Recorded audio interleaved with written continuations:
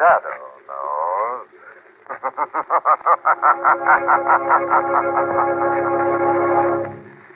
Have you ever thought about what happens within a family overseas that knows only hunger day after day?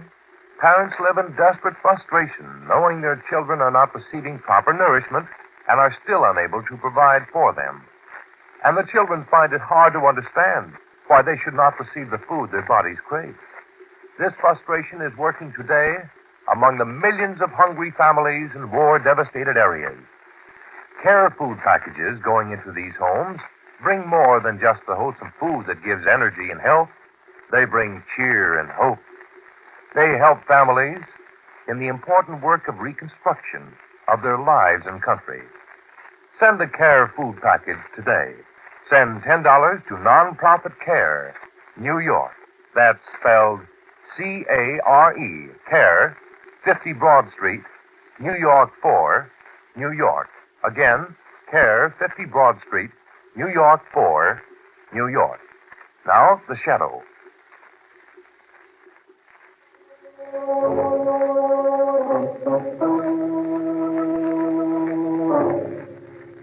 The shadow, who aids the forces of law and order, is in reality Lamont Cranston, wealthy young man about town.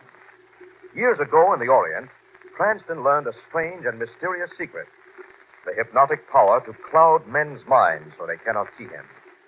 Cranston's friend and companion, the lovely Margot Lane, is the only person who knows to whom the voice of the invisible shadow belongs. Today's drama, The Wigmakers of Doom Street.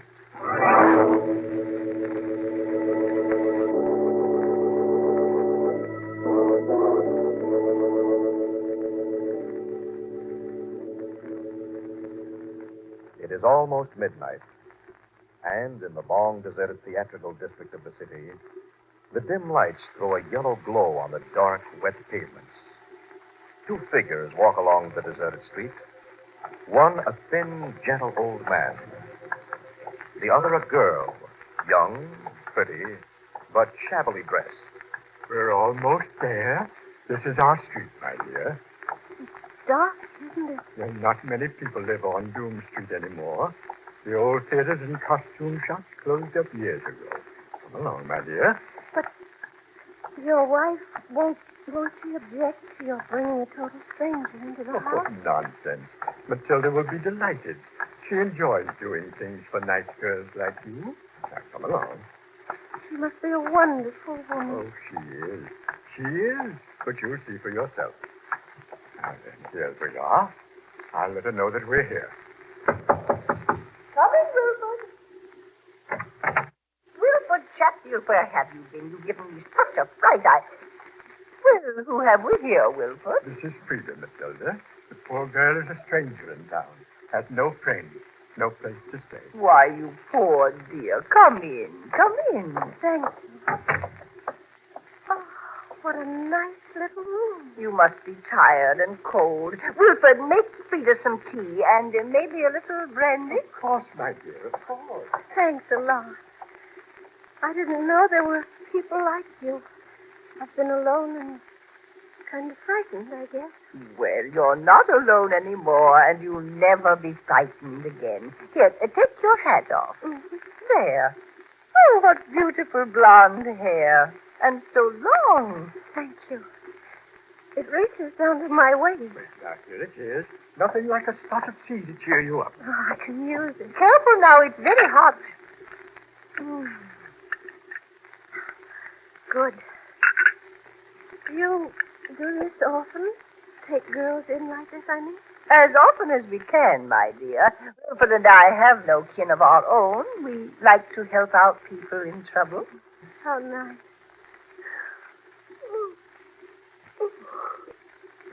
I beg your pardon.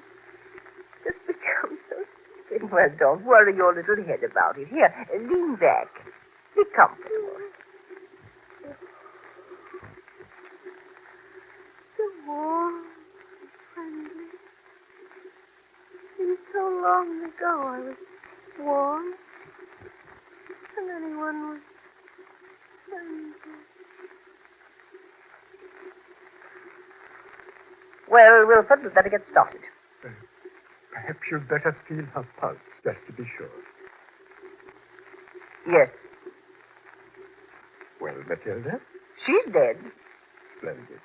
Splendid. That new medicine is really wonderful. So quick and painless. Everything prepared in the basement, Oh, Wilford. yes, I made a place for her to rest this morning. I think she'll be very comfortable. Fine. You take care of the things in the basement, and I'll get right to work. Splendid. I'll be right back, my dear. Oh, such beautiful hair. Such beautiful, long, blonde hair. I'm sure it'll be the very nicest wig we ever made.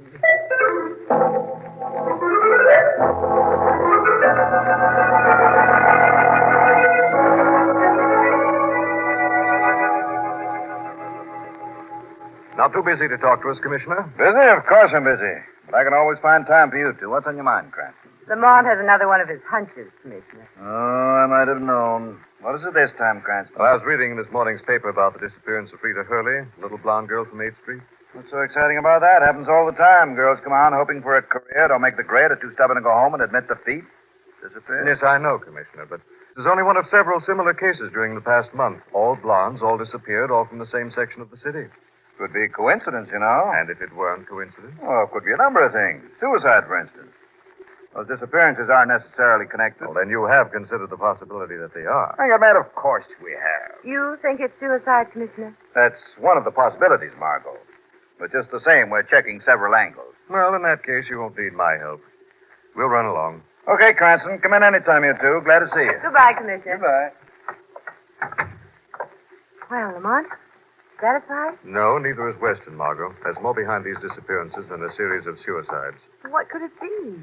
Robbery's out of the question. The girls were almost penniless. Police are handicapped in a case like this because they must stick to formal procedures. We don't have to. What do you intend to do? Well, I intend to see our old underworld friend, Adolphus Q. Poindexter. Not that weird little old man. If there's anything behind these disappearances, I have a feeling Mr. Poindexter will know about it.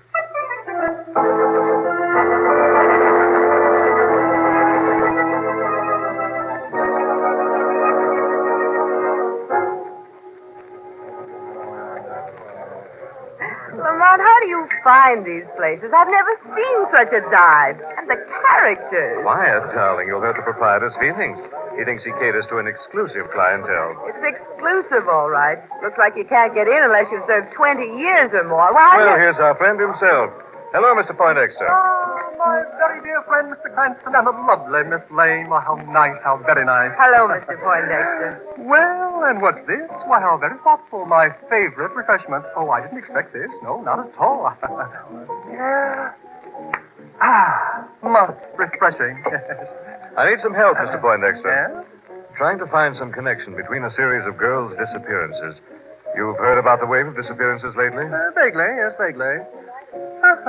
Glasses seem to hold less and less, it seems. Try mine. It's full. Why, how charming. Why. Oh, but I wouldn't think of it that. Oh, but of course you want me to. Well, anything to oblige. The missing girls, Mr. Poindexter? Girls? What? Oh, yes, of course. The ones that disappeared. Yes. They're all blondes, according to the paper, and all penniless. You've met Simon Ferret? No, of course not. Not a very nice person, Simon Ferret, but you should meet him. You think he's involved in the girls' disappearances? Couldn't say. Unsavory, completely disreputable fellow. Pardon. Dryness of the throat, you know. Try mine. I haven't touched it. Why, thank you. Girls all disappeared from the same section of the city, correct? That's right. Around the deserted theater district? That's right. There's no theatrical warehouse near Schumann Alley. Hardly ever used anymore. In the rear of the warehouse is an office. Simon Ferret lives in it. Think you'll find it interesting to talk to him. Very interesting. That's all I wanted to know. Thank you, Mr. Poindexter. Come, Margot. You're quite welcome. Mr. Cranston. Yeah? Didn't you forget something? Oh, yes, of course. I'll arrange for another round of throat moistener on my way out.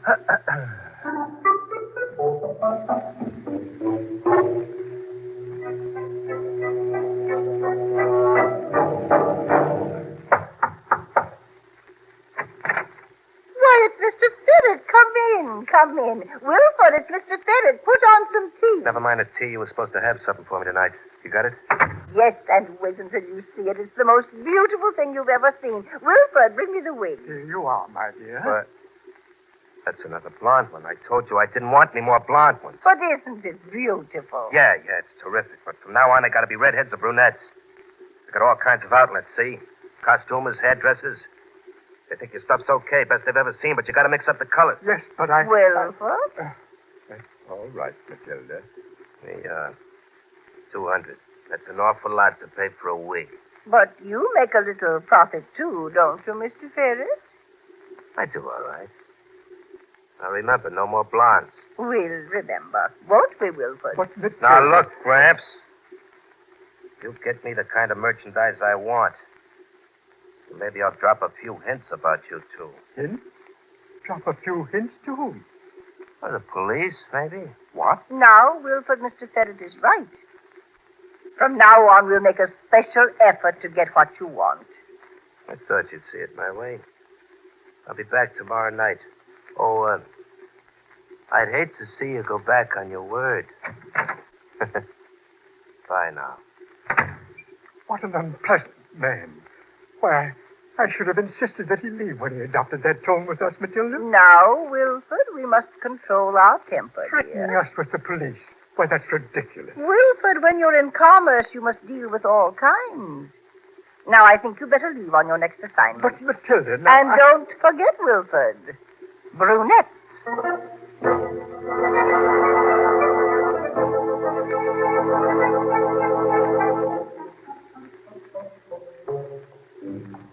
Monty, you sure it's a good idea for us to be in this old warehouse? It's trespassing, you know. That's the only way we can meet our friend Ferret, Margot, and I'm very anxious to make his acquaintance. That must be his door. One with the light under it. Probably. Now let's go in. Ferret? What do you want? Who are you? My name's Lamont Cranston. My friend, Miss Lane. What do you want here? You sound nervous, Mr. Ferret. You needn't be. We're not the police. Police? Why should I be afraid of the police? It's a little odd to be operating a legitimate business in this part of town, isn't it, Mr. Ferret? So the rent's cheaper here, so what's it to you? Besides, this is a good location for what I sell. What kind of merchandise do you deal in, Mr. Ferret? Look, friends, I don't know what you want, but you're in the wrong place. Now, you better get out fast. If I were you, I'd be a little more cooperative. District attorney might like to know about some of your enterprises. You're fishing, mister. You're bait showing. I'm a legitimate operator. Yes? Well, what's your interest in the 3 girls that have disappeared in the past few weeks? 3 blonde girls. Three blondes? What about it, Ferret? I don't know what you're talking about. But you do have some connection with them. Now, look, mister, you better get going. I'm not You're going right Monty's now. got a gun. And I got a permit to use it. Now, do you act smart and blow, or do I have to... Okay, Ferret.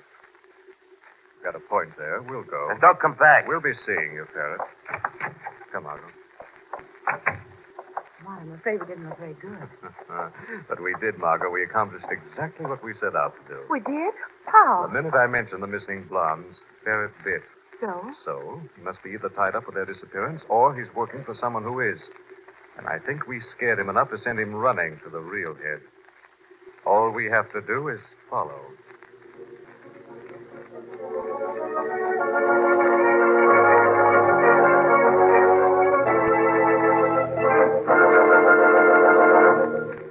Okay. You told me there was a place I could sleep tonight. Where is it? My wife's and my home is right down in this next corner, my dear. Down this block. What kind of a deal is this, anyway? I told you, my dear. My wife, Matilda, runs a little refuge for girls who've been, well, unfortunate. Yeah, that's me, all right. I had nothing but tough luck since I hit this town. Of course, my dear. Now, come on, this way. Hey, let go of my arm. Who you pulling? I beg your pardon. I just don't like to keep my dear wife waiting. I don't get it. Why should you and your wife care about me or my kind? Your hair. It's so beautiful. What? Nothing, my dear. Here we are now. Shall we go in? I changed my mind. But you mustn't, my dear. Now, you must come Get in. your hands off me. Let go of me, I Please, said. my dear. Now, don't raise your Let voice. me go or I'll raise the roof. Raise Get your your voice. hands off my Got to throat. be quiet. You got to You're so sneaky. stop it.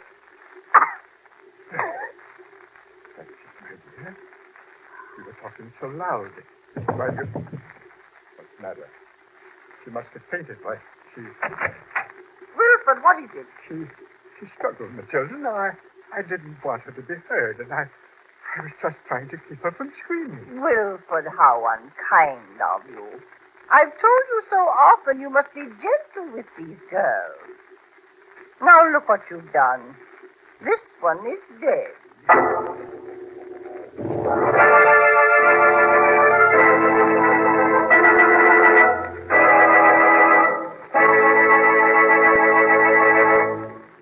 We'll return to the shadow in just a minute.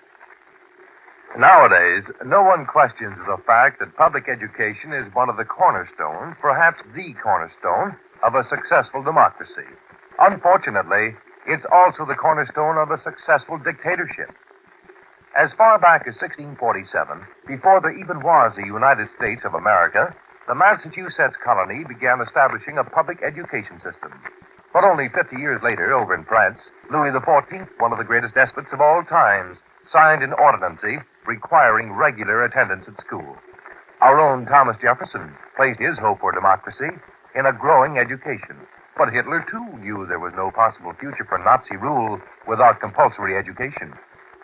Which is just a reminder that the word education can mean all things and anything, can lead to free thought or captive thought. And whether you're a parent of school children or not, it's up to you as an American citizen to keep our system of public education democratic and strong. The schools belong to you and me. Let's be sure they're good.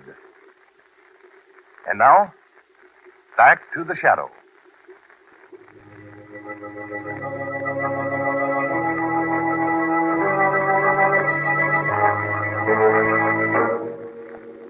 Lamont Cranston and Margot Lane are investigating a series of strange disappearances.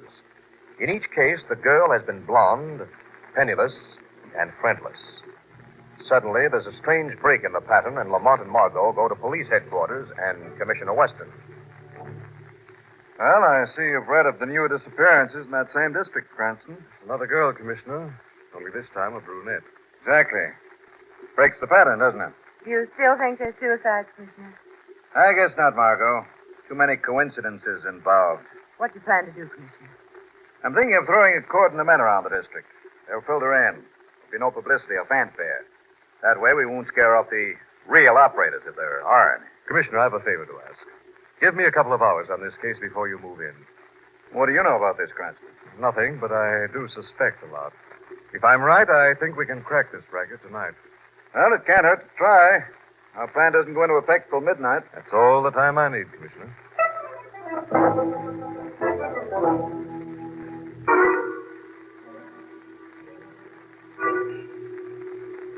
Mom, how can you be so sure that Ferret will contact the real brains behind the racket tonight? What else can he do, Margot?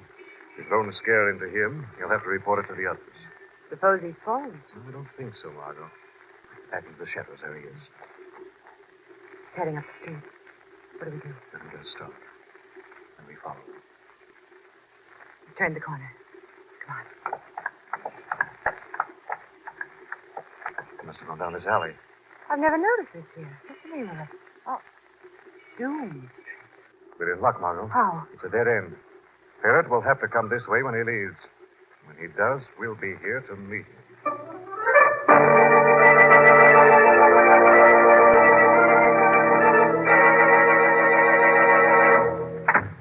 Why, Mr. Ferret, you startled me.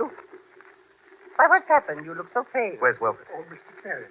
Why, I didn't expect you so early. What about the wigs? I got one for you. A nice brunette wig. Oh, it's beautiful. Isn't it, Matilda? I need two. Be patient, my dear Mr. Ferret. Wilfred must have time. We haven't got time. I just got an order for another brunette job. I'm going to fill it, and then I'm getting out. Getting I'm out? going back to shoving hot cars or something. This racket's getting too cozy. Cozy? Or what do you mean? The cops, private eyes, somebody's wise. I need another wig, Wilfred. How long will it take? Next week? Now, look, we haven't got that much time. I want that wig tomorrow. I never saw you so excited, Mr. Ferret. Oh, I don't know how I ever got mixed up with a couple of nuts like you. Now, look, there's a private eye called Lamont Cranston on my tail. He and a gal named Lane were at my office. He's got a line on those missing dames. But Now, Wilford, this is no time to argue. Mr. Ferret gives us such good prices for our wigs, and he needs one more. I can't do it. Not by tomorrow, Matilda. I'm getting that wig tomorrow. The police are getting tipped off to you, both of you. I'll be back. You better have the merchandise waiting for me.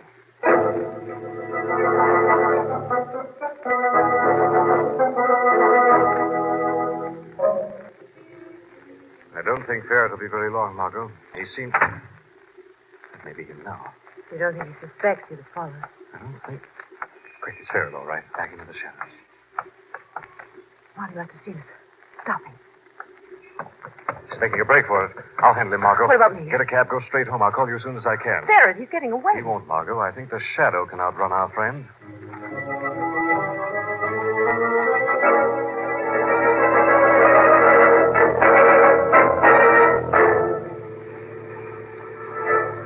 Taxi! Taxi! I better start walking. That's the third cab with a fare in the last 10 minutes. Good evening, Miss. Oh, you startled me. Are you Miss Lane, Mr. Cranston's friend? Yes, I'm Margot Lane. Thank heavens. Mr. Cranston asked me to find you. I'm Wilfred Chatfield. My wife and I are old friends of Mr. Cranston. Lamont wanted me. He just phoned. He wanted you to wait at my home, right down here. Where is But Lamont? he said he was very busy. He called just a second ago and asked me to look for you. I don't understand. Mr. Cranston couldn't wait to explain. He merely said to tell you that it would not be safe for you to go home now. I see.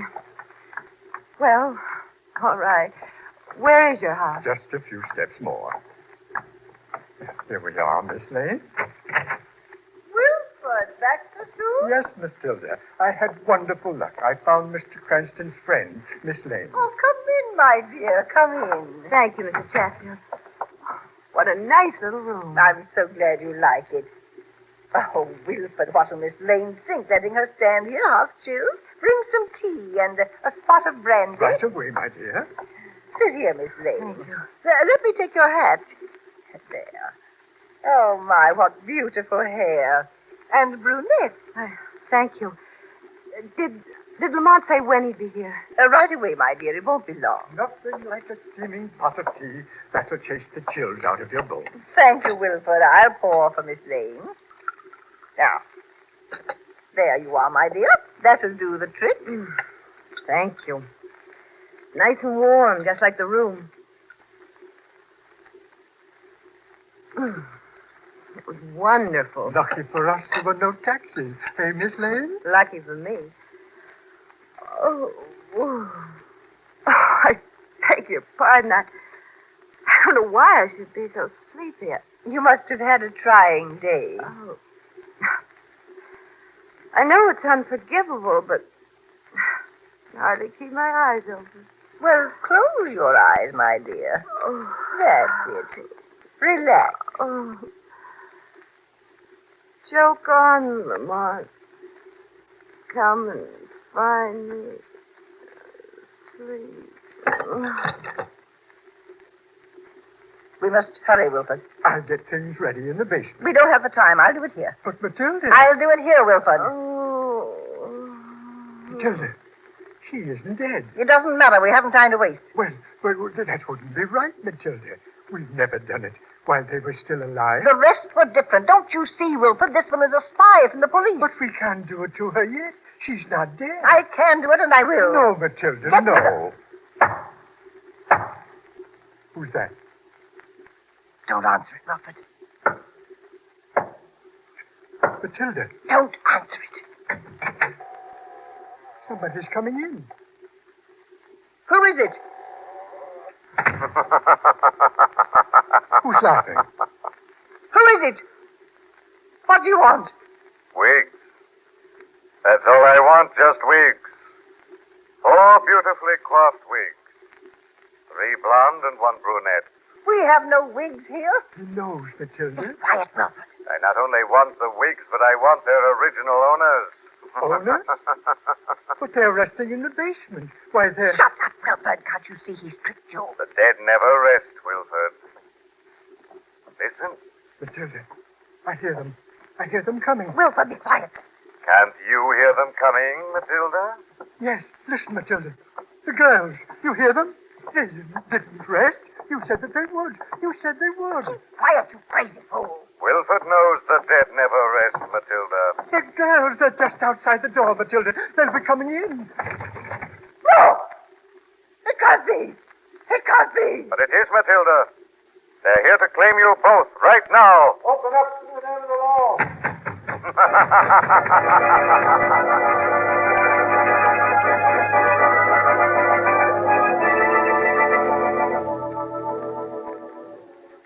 I don't mind admitting you gave me a real fright on this case, Margot. I gave myself one, too. When I came in that room and saw you out there in that chair, I thought I was too late. The most reassuring feeling in the world was when I felt your fingertips on my pulse. Well, I had to be sure you were all right. The minute I was convinced you were only doped, I was ready to go to work on them. How did you manage? I suspected the little old man wasn't what he pretended to be. So when they offered me tea, I managed to spill most of it. I did have to drink some, enough to knock me out. Thank heavens you had the foresight. But how did you manage to get back so fast? When I caught Simon Ferret, I got the truth out of him. I called Weston and headed for the Chatfields. Well, I'm certainly glad that case is over. So am I, Margot. Well, I think we'd better stop somewhere and get something to pick you up a little. Fine. I'd love it. Anything but a cup of hot tea.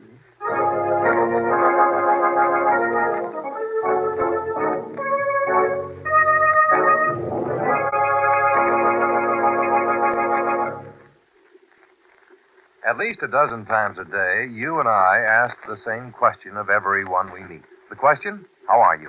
Yet, we never seem to find time to wait for the answer. Maybe we're afraid to wait because we know it won't be too encouraging. In fact, with some 7.5 million of our neighbors suffering from the greatest cripples of all times, arthritis and rheumatism, it can't be.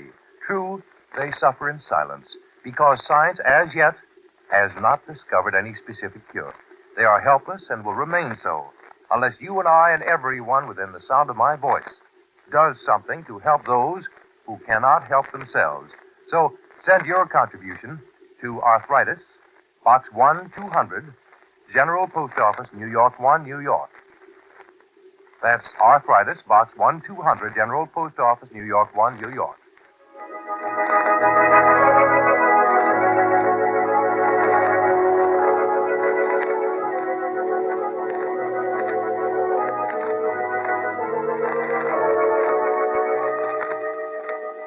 This story is copyrighted by Street and Smith Publications, Incorporated.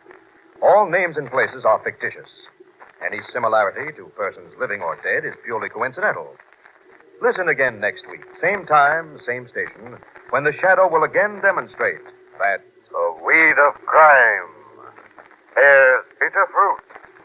Crime does not pay. The shadow knows.